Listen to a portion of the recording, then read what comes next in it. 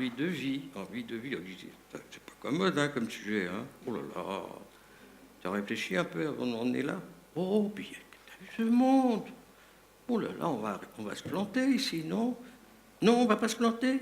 Attends, allez, excusez-moi, il me parle crocodile, alors je vais vous traduire. Hein. Qu'est-ce que tu me dis, Saint-Augustin, oui, dans un TEDx, au 5e siècle? Bon, là, je crois que tu t'es gouré, là. Non, non, non, non. Saint-Augustin a dit, lors d'un TEDx au 5e siècle, que si je me trompe, c'est que j'existe. Ah, donc si on se plante, c'est qu'on existe. Ah ben c'est formidable. Alors je suis très heureux, si je me plante, je serai encore plus heureux. Ben, je suis très heureux d'être avec vous. Parce que vous êtes des gens fabuleux et je vais révéler quelque chose sur vous que vous ne connaissez pas. Vous êtes des gens merveilleux parce que vous êtes curieux. C'est pour ça que vous êtes là aujourd'hui. Et vous savez d'où vient le mot curieux? Curieux vient d'un mot latin qui veut dire soigner, la cure. Si vous êtes là, c'est que vous voulez vous soigner. Et si vous vous soignez, vous êtes bien. Et si vous êtes bien avec vous, vous serez bien avec les autres. Vous êtes des gens formidables. Je vous félicite. Et on va continuer à travailler sur ce thème. Be curious, be generous, be happy. D'accord? Vous êtes d'accord sur ce programme? On y va? Allez, on va avancer. On va avancer et maintenant on va être sérieux.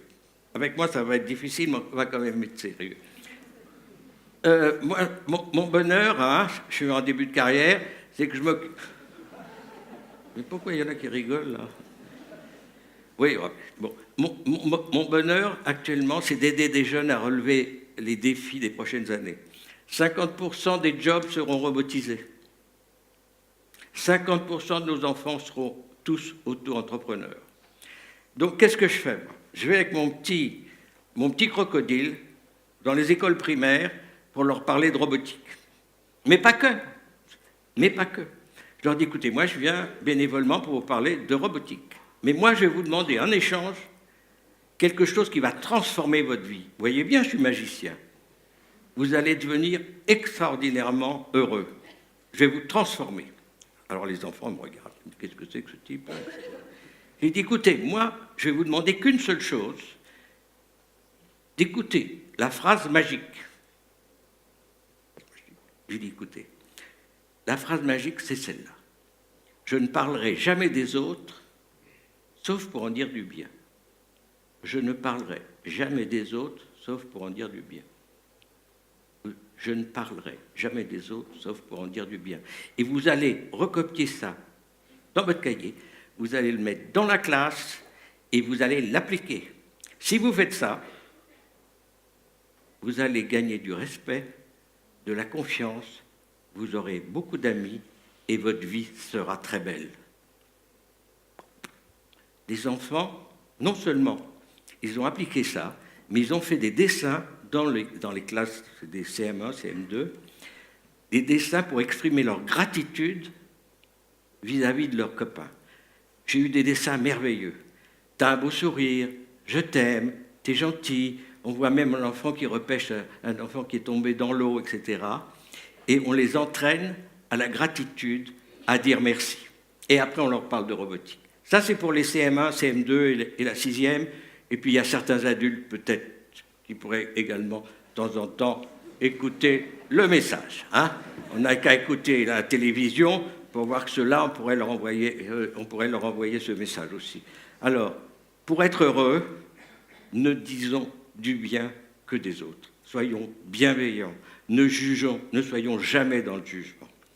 Pour les auto-entrepreneurs qui ont une vingtaine d'années, j'interviens dans les universités, les messages sont un petit peu plus complexes, mais je veux les aider à prendre confiance en eux et les aider à faire leur chemin de vie.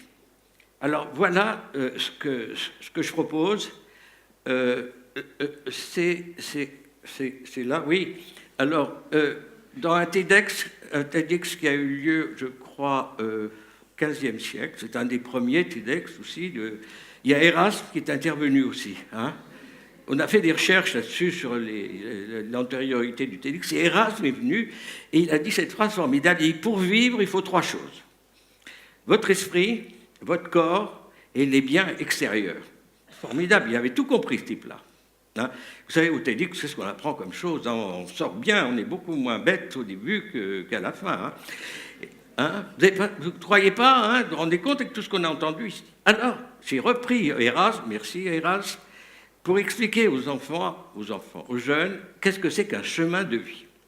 Alors, je leur ai dit, d'abord, vous avez un cerveau. Oh, pardon, je me trompe, vous avez un cerveau. Ce qu'il y a de nouveau, c'est qu'on en a 3. On va y revenir. C'est peut-être la partie la plus intéressante de cette présentation. Ensuite, vous avez un corps qui bouge. Ensuite, vous avez les autres. Et puis tout ça, à quoi ça sert?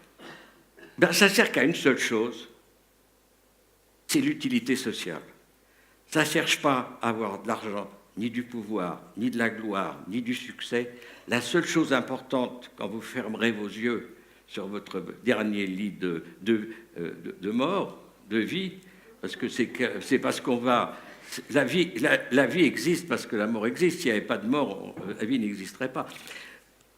C'est l'utilité sociale. Si on ne peut pas être utile aux autres, ça ne sert à rien. Quand j'ai fait ce dessin, j'ai mis une flèche pour dire, voilà, il faut que ça monte là-bas, il faut aligner les étoiles, comme on dit. Aligner les étoiles, ça veut dire que tout doit être cohérent. La cohérence du corps, de l'esprit, des relations avec les autres, dans le but de faire de l'utilité sociale. Alors j'ai fait cette flèche comme ça parce que moi je suis dessinateur, c'est ma vraie passion. Moi je suis imagiste. De temps en temps on me dit que je suis ceci, cela, mais mon vrai bonheur c'est faire des images. Alors j'ai fait cette flèche pour montrer, voilà, ça doit monter comme ça. Et puis une fois que j'ai fait cette flèche, je me suis dit, mais attention, cette flèche, c'est peut-être la transcendance.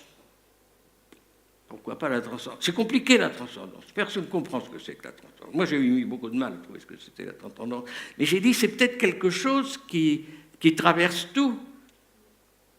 Et je me suis dit, mais peut-être que la transcendance, c'est peut-être l'âme. Parce que l'âme, tout le monde en parle de l'âme, mais personne ne l'a vue. Hein. Vous avez vu l'âme? Il y a quelqu'un qui a vu l'âme ici?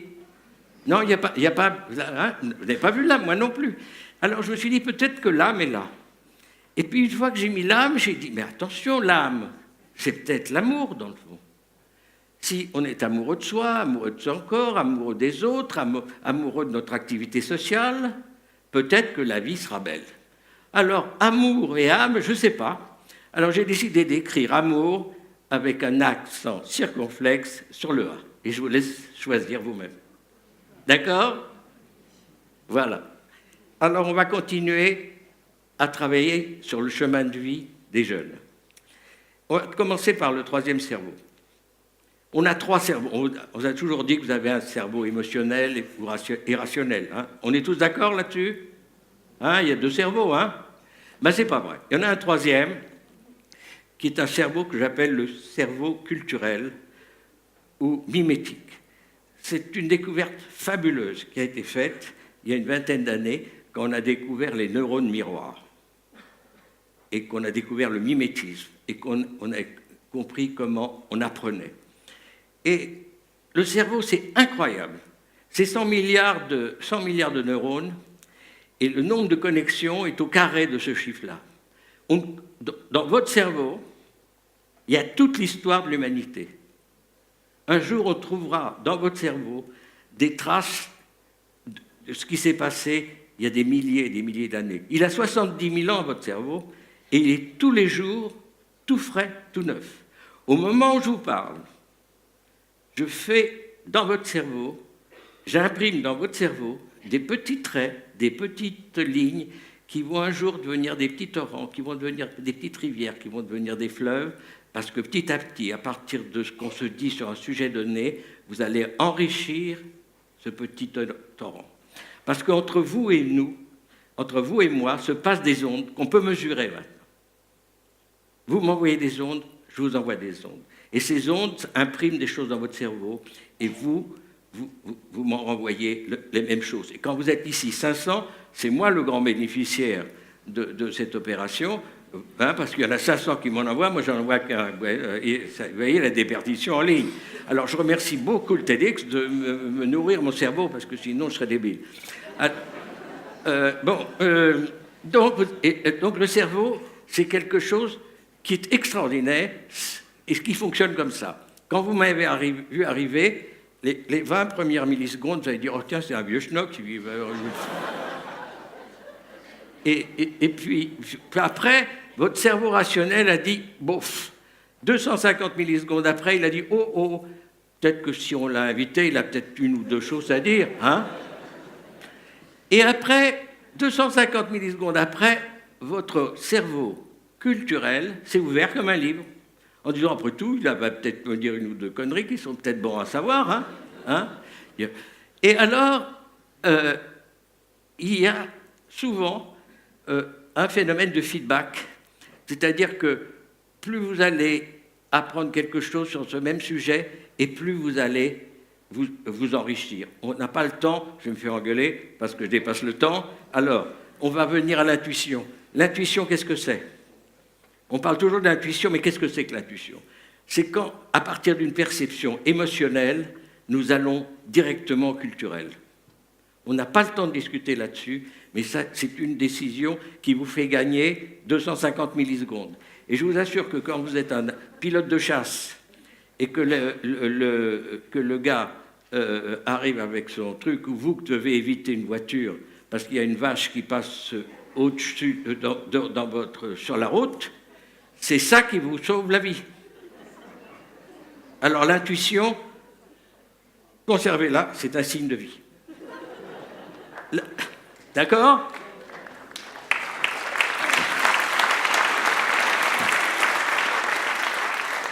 J'ai encore 3 minutes, il faut que j'aille.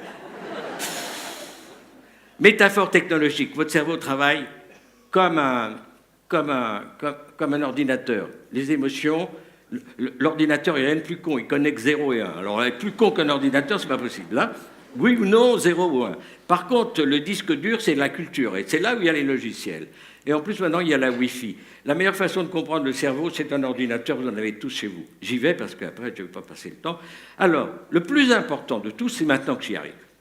Vous comprenez comment fonctionne le cerveau. Maintenant, il faut entraîner votre cerveau. Il faut entraîner votre cerveau. Il faut entraîner votre cerveau. Et on le fait de la façon la plus simple possible. L'émotionnel, c'est l'enfant qui est en vous, qui sent. Le rationnel, c'est l'adulte qui est en nous, qui raisonne. Et le culturel, c'est le parent qui est en nous, qui juge. C'est les 3 positions qu'on a toujours dans la vie. Où on sent, où on raisonne, où on juge.